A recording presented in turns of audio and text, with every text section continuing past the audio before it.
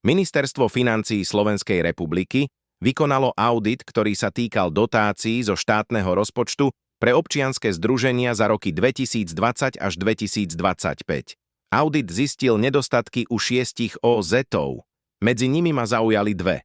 Konkrétne projekt Fórum, v ktorom je štatutárnym orgánom Marta Šimečková, matka predsedu PES, a Postbellum, kde sa angažuje Juraj Rizman, partner bývalej prezidentky Z.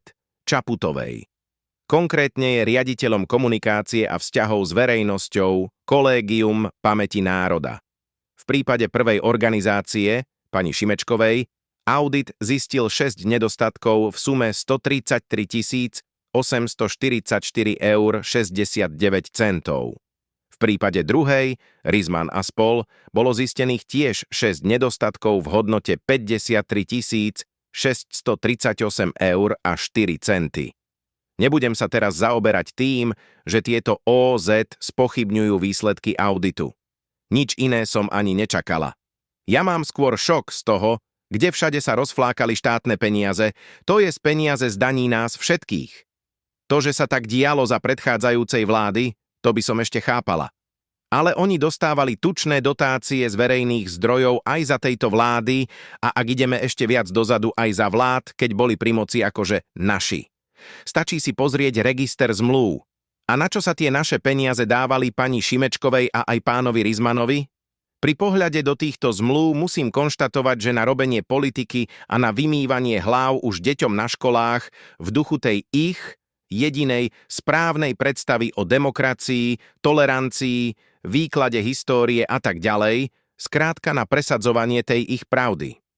Postbellum má napríklad dve zahraničné organizácie pôsobiace v Čechách a na Ukrajine. Projekt Fórum zase oficiálne uvádza, že najcitovanejšími autormi na ich stránke sú V. Havel, R. Chmel alebo M. Šimečka a tiež SME, Žurnál a Týždeň.